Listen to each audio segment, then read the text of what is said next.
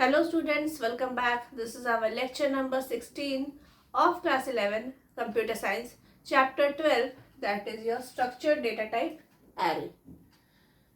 Last class में हम लोगों ने देखा था स्ट्रिंग को किस तरीका से हम लोग एरे में यूज करते हैं. ठीक, आज जो हमारा टॉपिक है वो हम लोग स्टार्ट करने वाले हैं, that is your multi dimensional array.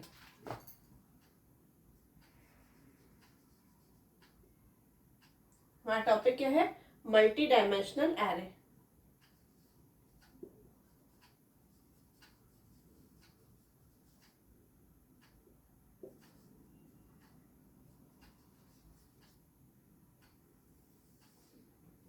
ठीक, हम लोग 1D एरे पढ़ चुके हैं. 1D एरे जानते हैं क्या होता है. 2D एरे हम देख लिए कि 2D एरे हमारा क्या होता है, मतलब 2 डायमेंशनल एरे. अब हमारा आता है मल्टी डायमेंशनल एरे. तो मल्टी डायमेंशनल एरे किसको बोलते हैं? तो multi dimensional array is an array with more than 2 dimension.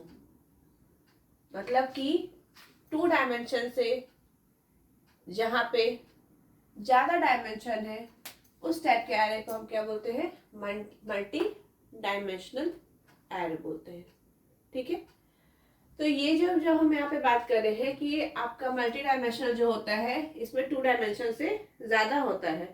तो जो मैक्सिमम लिमिट अगर हम बात करें, जैसे हम जानते हैं कि अगर हम 2D एरे का यूज करते हैं 2 डायमेंशनल एरे, तो हम जानते हैं कि वहां पे m रोज रहते हैं, हमारे n कॉलम्स रहते हैं. मतलब जितने आप साइज वहां पे देते हो इस तरीका से कुछ. अगर हम 2D एरे की बात करते हैं तो टेबल के फॉर्म में हमारा रहता है, एलिमेंट्स को हम स्टोर करते हैं एक मैट्रिक्स के फॉर्म में, that is your m cross n matrix के फॉर्म में हम स्टोर करते हैं. तो अगर हम इस तरीका से कुछ लिखते हैं जैसे इंट a, तो यहाँ पे क्या रहता है, यहाँ पे आपके रोज रहते हैं और यहाँ पे आपके कॉलम्स रहते हैं. जैसे मान लीजिए मैंने यहाँ पे दिया 2 और यहाँ पे दिया 3, तो मतलब ये 2 रोज एंड 3 कॉलम्स के ये आपके एरे बन जाएगा. ठीक है, ये हमारा 2 क्रॉस 3 का एक एरे बनेगा. मतलब ये हमारा 2 डायमेंशनल है, मतलब 2 डायमेंशन है, एक हमारा रो है, एक हमारा क्या है, कॉलम है. तो जब यहाँ पे मल्टी डायमेंशन की बात आती है तो मैंने आपको क्या बताया कि मल्टी डायमेंशनल एरे में क्या आता है, 2 से ज्यादा डायमेंशन है तो उसको हम क्या बोलते हैं? मल्टी डायमेंशनल एरे बोलते हैं. इसका जो मैक्सिमम लिमिट होता है डायमेंशन का, वो क्या होता है? कंपाइलर डिपेंडेंट होता है. किस पे डिपेंडेंट होता है? कंपाइलर डिपेंडेंट होता है. ठीक है, तो उसको हम किस तरीका से करते हैं? तो डिक्लेरेशन, तो हम क्या लिखते हैं? टाइप लिखते हैं, एरे का नाम लिखते हैं, और उसके बाद हम क्या करते हैं, जो भी हमारा A to Z कहने का मतलब आपको जितने भी डायमेंशन देने हैं आप उसको डायमेंशन आप दे सकते हो. It is compiler dependent. ये कैसे होगा इस चीज को हम देख लेते हैं. ठीक है, तो देखिए मल्टी डायमेंशन एरे क्या है, पहले इसको तो डिफाइन कर लेते हैं. तो arrays with more than 2 dimension, arrays with dimension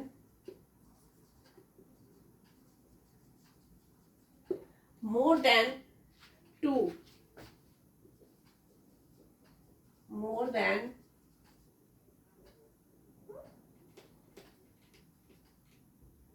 2 is called multi-dimensional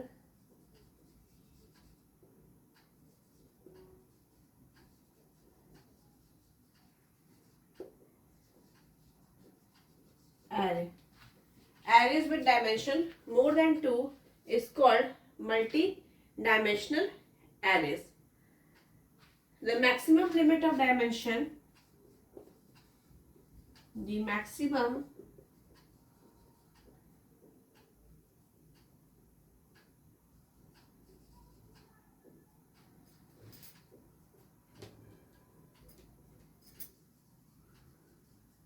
limit of dimension is compiler dependent is compiler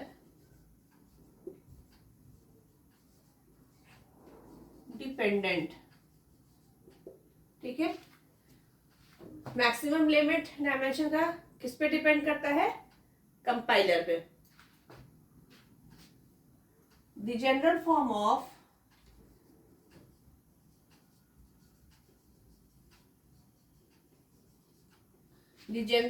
of a multi dimensional array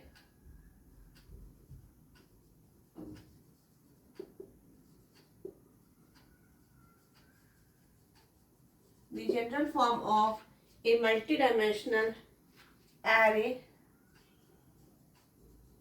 declaration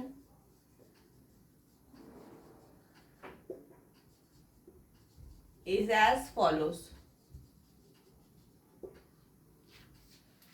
तो हम क्या लिखते हैं? सबसे पहले हम लिखते हैं टाइप, फिर हम लिखते हैं नेम, और उसके बाद फिर यहाँ पे हम इस तरीका से लिखते हैं जो भी A B C, मतलब जितना भी आपको देना है डायमेंशन आप यहाँ पे इस तरीका से लिख सकते हो. ठीक है,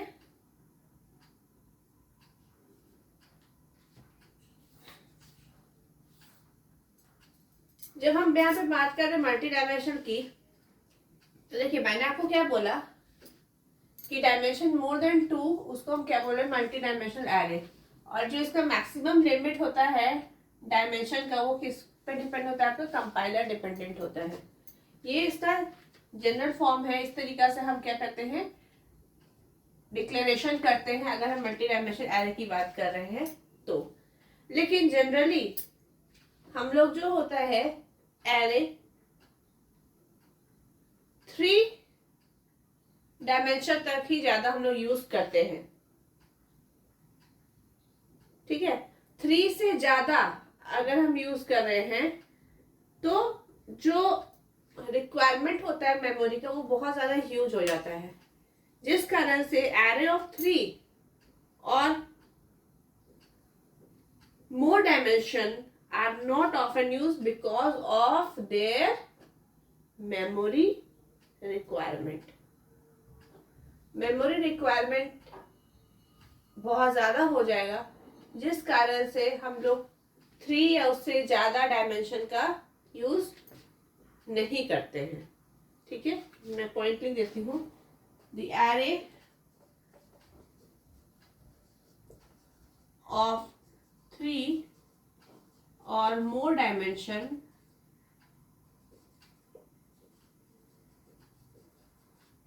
the array of 3 or more dimensions are not often used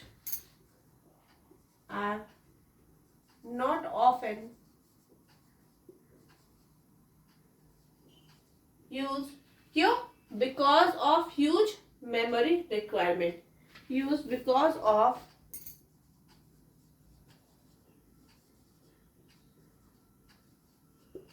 of their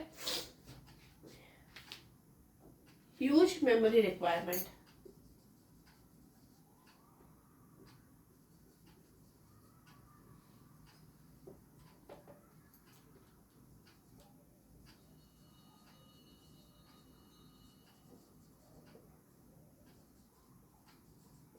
Because of their huge memory requirement and the complexity involved with their manipulation. And their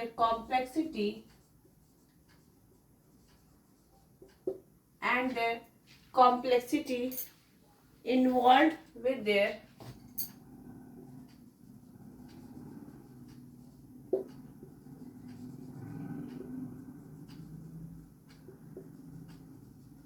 manipulation. ठीक है,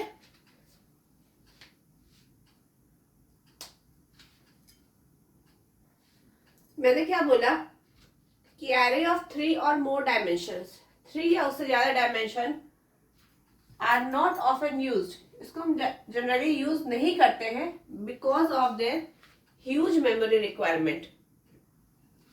मेमोरी का बहुत ज्यादा रिक्वायरमेंट पड़ेगा, इस वजह से हम लोग 3 या उससे ज्यादा डायमेंशंस का यूज नहीं करते हैं।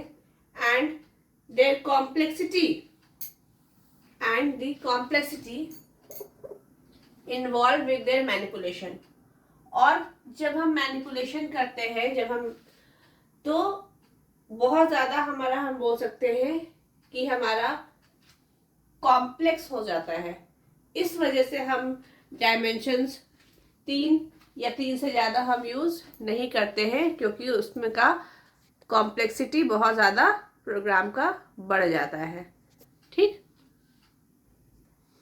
यही कारण है कि हम 3 या 3 से ज्यादा डायमेंशन का यूज नहीं करते हैं।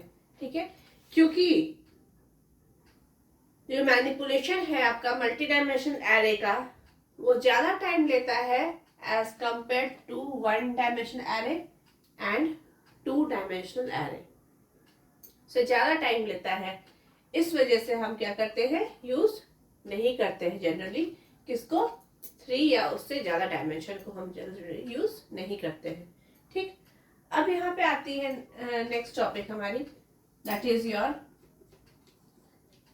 Array initialization.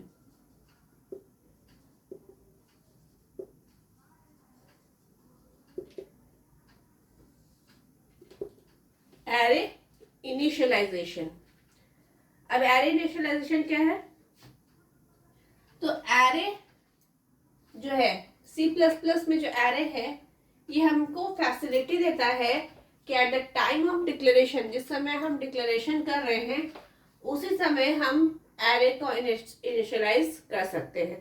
तो C++ provide the facility of array initialization at the time of declaration.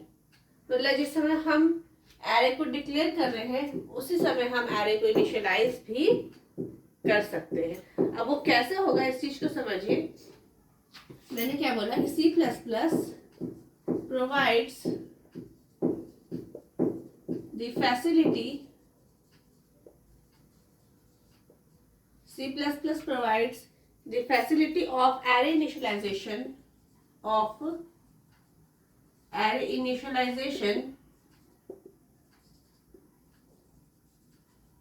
at time, किस समय? डिक्लेरेशन के समय, at the time of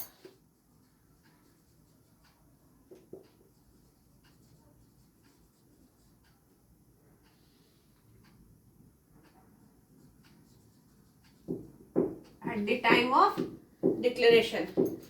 declaration के समय ही हम क्या कर सकते हैं, एरे को इनिशियलाइज कर सकते हैं। तो general form of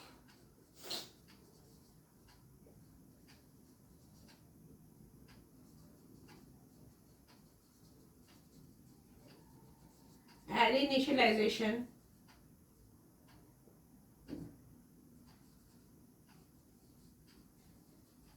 the general form of array initialization is as follows.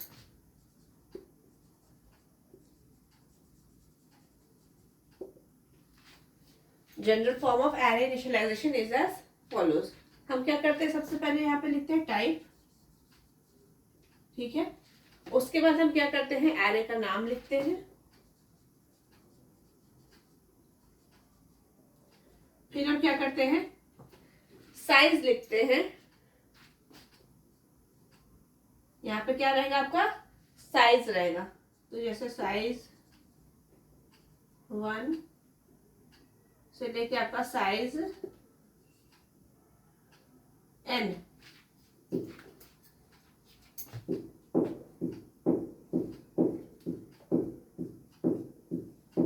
Is equal to, देखिए टाइप एरे ने साइज 1 से लेके आपका कहाँ तक जाएगा, साइज n। और यहाँ पे देखिए कर्ली ब्रेसेस में हम क्या लिखेंगे, वैल्यू लिस्ट। क्या रहेगा हमारा, वैल्यू लिस्ट और कर्ली ब्रेसेस क्लोज और यहाँ पे सेमीकोलन। ठीक, ये हमारा क्या है, general form of array initialisation.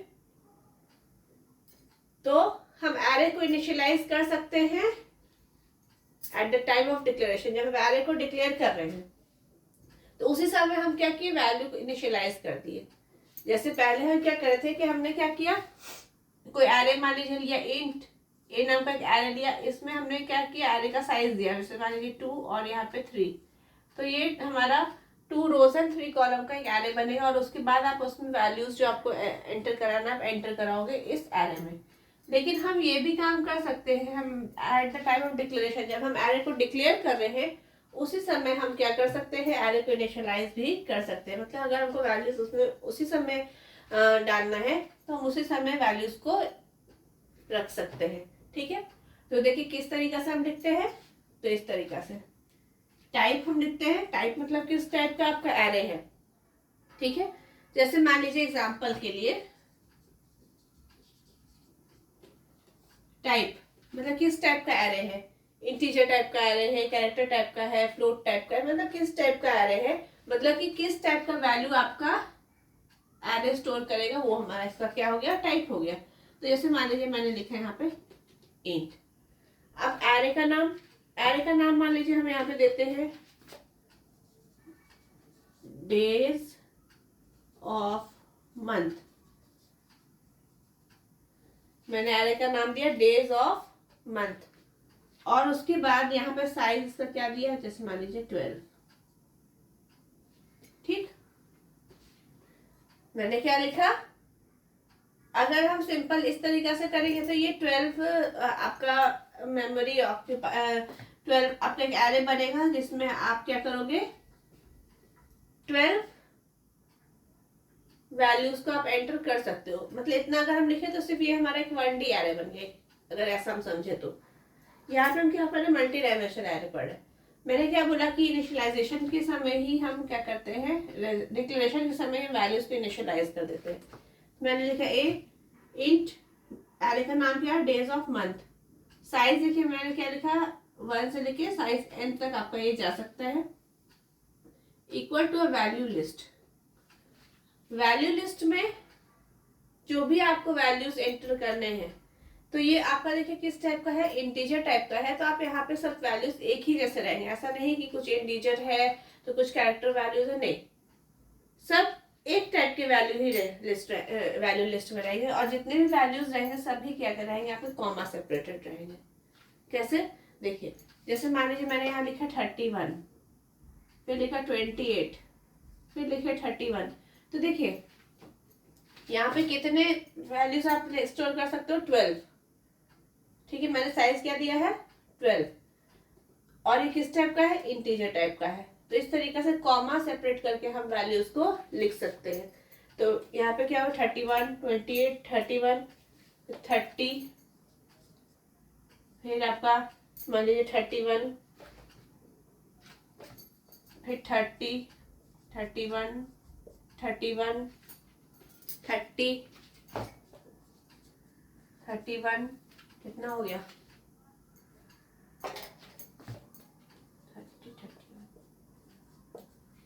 1 2 3 4 5 6 7 8 9 10 11 12। देखिए, तो मैंने यहाँ क्या किया, डेज ऑफ मंथ नाम का कैसे एरे बनाया, जरूरी नहीं है आप मंथ्स भी लिख सकते हो, जो आपको एरे का नाम रखना है आप रख सकते हो, कोई दिक्कत नहीं है। और यहाँ पे मैंने वैल्यू लिस्ट में देखिए यहाँ पे कुछ वैल्यूज को पहले ही यहाँ पे इनिशियलाइज कर दिया। इसका मतलब कि आपका ये जो वैल्यूज है वो एरे में कुछ इस तरीका से रहेगा। मतलब ये आपका 0 इंडेक्स पे रहेगा, फिर 1 2 3 4 5 6 7 8 9 10 11, 0 से लेके आपको कहाँ तक रहेगा, 11 तक जाएगा। ठीक है, तो ये आपका क्या हो गया, वैल्यू लिस्ट हो गया। वैल्यू लिस्ट क्या है, तो value list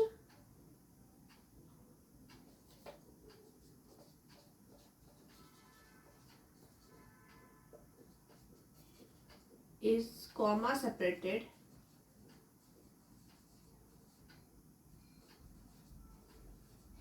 value list is comma separated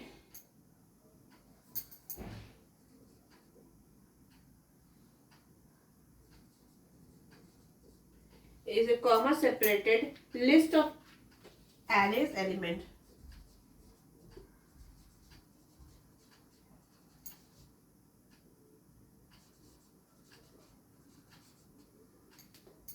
ठीक है, ये क्या है आपका comma separated list of array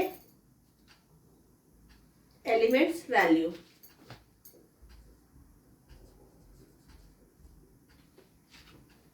ठीक, तो देखिए इस तरीका से हम क्या करते हैं, at the time of declaration हम एरे को इनिशियलाइज करते हैं।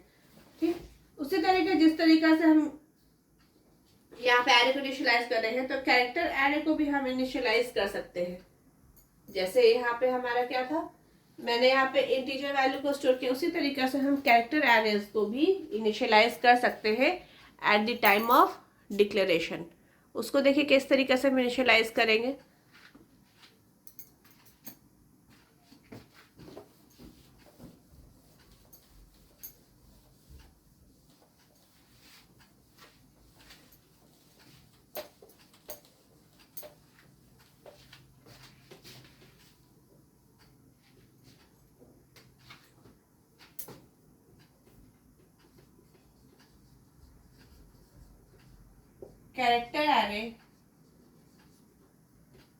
Character arrays can also be initialized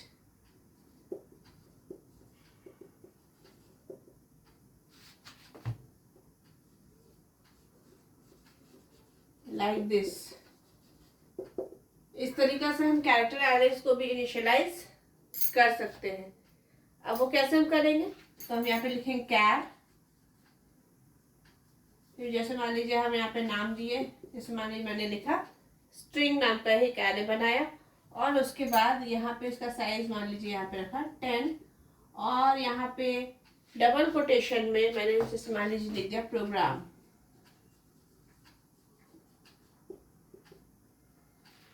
तो ये हमारा क्या हो गया, एक कैरेक्टर एरे हो गया। तो उसको भी इस तरीका से भी हम लोग क्या कर सकते हैं, कैरेक्टर एरे को भी इनिशियलाइज कर सकते हैं at the time of declaration. जिस समय हम डिक्लेयर किए एरे को, उसी समय हम उसको क्या कर सकते हैं, इनिशियलाइज कर सकते हैं। मतलब, और इसी चीज को देखिए हम अल्टरनेटिवली किस तरीका से लिख सकते हैं, alternatively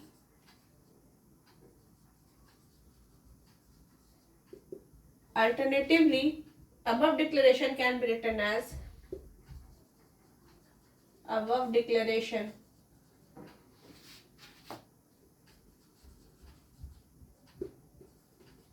can be written as,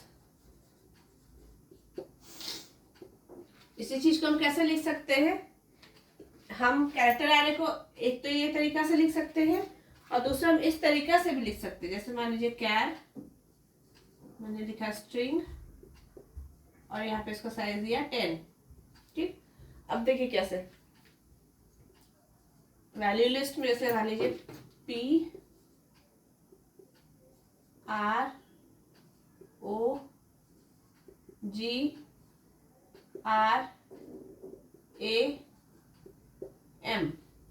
देखिए इसी चीज को मैं इस तरीका से लिख सकती हूँ। और उसके बाद यहाँ पे एक नल कैरेक्टर। ठीक है, आप जानते हैं कि नल का हम लोग क्यों यूज करते हैं, तो यहाँ पे क्या होगा आपका नल कैरेक्टर। ठीक है, क्योंकि हमेशा जो स्ट्रिंग होता है वो टर्मिनेट किससे होता है, आपका इस नल कैरेक्टर से टर्मिनेट होता है। ठीक है, इसीलिए अगर मान लीजिए हमारा एरे है, अगर मैंने लिखा है 10, तो उसमें 9 एलिमेंट्स की हम वैल्यू स्टोर कर सकेंगे, क्योंकि एक आपका क्या रहेगा, नल कैरेक्टर के लिए। अगर हम यहाँ पे इस कैरेक्टर एरे की बात कर रहे हैं, तब की बात हम करें, तो हम जानते हैं कि हमेशा आपका जो स्ट्रिंग होता है वो टर्मिनेट किससे होता है, नल से। तो जब भी हमको यहाँ पे स्ट्रिंग की बात कर रहे हैं, तो आपको ध्यान रखना होगा कि अगर मान लीजिए हमें स्ट्रिंग 10 साइज तक हमको स्ट्रिंग का अगर साइज रखना है कि 10 एलिमेंट्स तक स्ट्रिंग में स्टोर हो सकता है, तो आपको साइज 11 देना पड़ेगा। क्यों, एक आपका नल के लिए। ठीक है, क्योंकि ये आपका स्ट्रिंग हमेशा it always terminated with null character. ठीक है, स्ट्रिंग को हमेशा हम नल से टर्मिनेट करते हैं। तो आप सेम उसी चीज को, जिस तरह से मैंने कैरेक्टर एरे को इस तरीका से लिखा, आप उस तरीका से इसको लिख सकते हो। ठीक है, जैसे मैंने इसको लिखा, सेम आप वही तरीका से इसको भी लिख सकते हो। जिस तरीका से अभी हम लोगों ने क्या किया, 1D एरे को देखा कि किस तरीके से इनिशियलाइज कर सकते हैं at time of declaration, same उसी तरीका से हम 2D एरे को भी इनिशियलाइज कर सकते हैं at the time of declaration. वो कैसे होगा? तो 2 dimension arrays, 2 dimension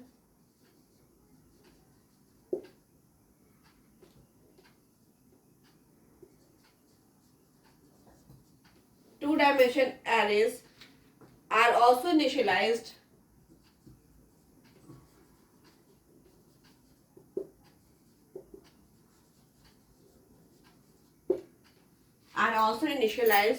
in the same way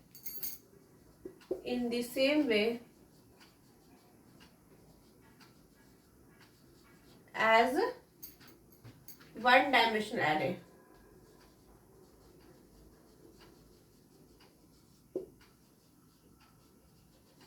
जिस तरीका से हम 1 डायमेंशन एरे को इनिशियलाइज कर रहे हैं at the time of declaration, same उसी तरीका से हम 2D एरे को भी इनिशियलाइज कर सकते हैं एट टाइम ऑफ डिक्लेरेशन। जैसे एग्जांपल के लिए देख लीजिए, जैसे मान लीजिए मैंने यहाँ पे लिखा इंट क्यूब, और यहाँ पे इसका दिया 5 रोज एंड 2 कॉलम्स इक्वल टू, जैसे मैंने यहाँ पे लिखा 1,1 2,8 3,27 4, आपका होगा 64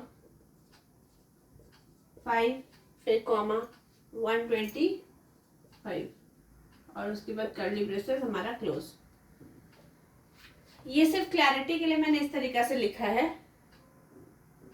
ये आपका हम बोल सकते हैं कि values can appear in the same line में भी हम वैल्यूज को लिख सकते हैं। मतलब कुछ इस तरीका से देखिए, वैल्यूज कैन अपीयर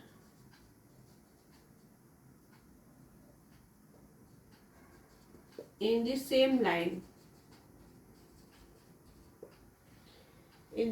लाइन। कैसे? जैसे मान लीजिए मैंने ऐसे लिखा इंट क्यूब, यहाँ पे 5 और यहाँ पे लिखा 2, यहाँ पे 1,1, फिर 2,8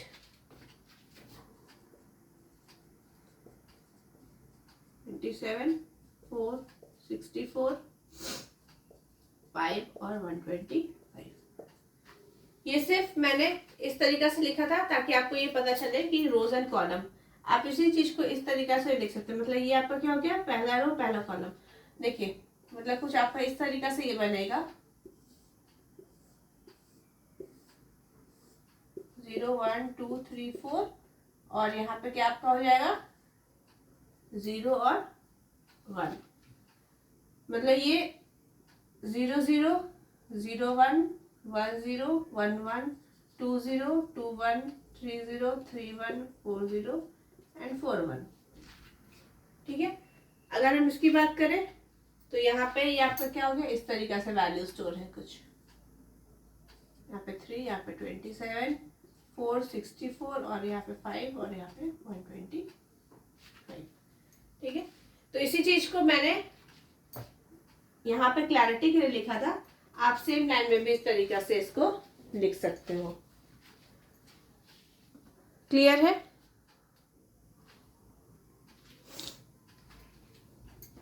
और इसमें कुछ और भी मायने हैं, जैसे कि हम कैसे अगर हम बात करें कि एरे ऑफ स्ट्रिंग्स है तो उसको भी हम यहाँ पे क्या कर सकते हैं, इनिशियलाइज कर सकते हैं। Array of string can be initialize as, अगर हम बात करें एरे ऑफ स्ट्रिंग्स की, array of string can be initialized as, हम एरे ऑफ स्ट्रिंग को भी हम इनिशियलाइज कर सकते हैं at the time of declaration. जैसे मान लीजिए मैंने यहाँ पे लिखा कैर str, ठीक है। अब यहाँ पे मैंने यहाँ पे कुछ भी यहाँ पे साइज जो भी मुझे रखना, मान लीजिए मैंने यहाँ पे लिखा 7 और यहाँ पे लिख दिया 11। अब उसके बाद यहाँ पे हमारा क्या रहेगा, वैल्यू लिस्ट रहेगा। तो जैसे मान लीजिए मैंने यहाँ पे लिखा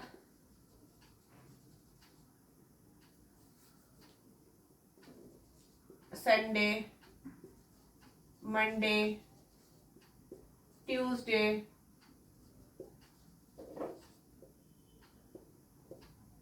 वेडनेसडे,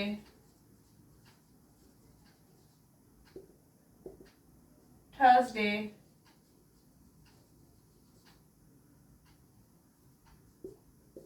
फ्राइडे,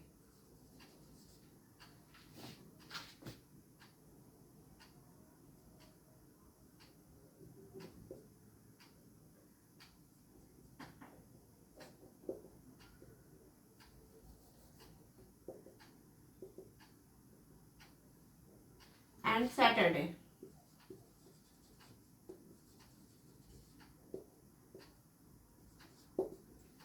तो देखिए मैंने क्या किया, स्ट्रिंग्स को भी at the time of initialization मैंने यहाँ पे एंटर किया, ठीक है। Sunday, Monday, Tuesday, Wednesday, Thursday, Friday and Saturday, मतलब 7 वीक्स को मैंने यहाँ पे एंटर किया।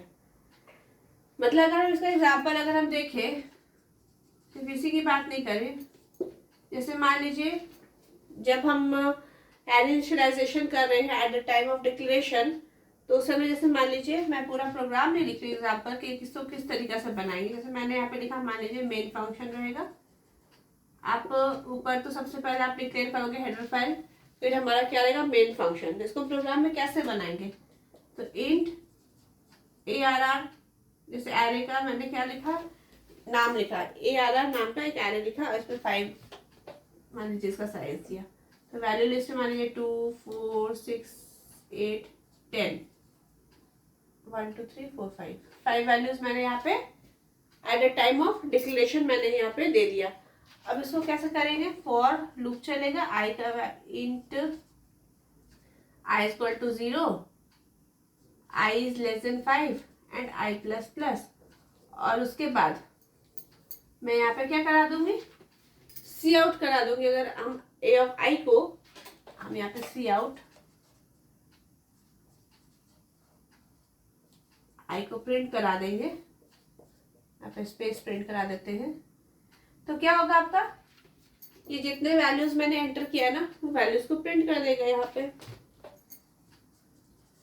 रिटर्न 0 और मेन फंक्शन हमारा बंद। अगर इसको प्रोग्राम में बनाना है तो किस तरीका से बनेगा, ये इस तरीका से बनेगा। सबसे पहले हमने क्या किया, एक एरे लिया जिसका साइज मैंने क्या रखा 5, और ये वैल्यू लिस्ट हो गया। मैंने यहाँ पे कुछ वैल्यूज को पास करा है।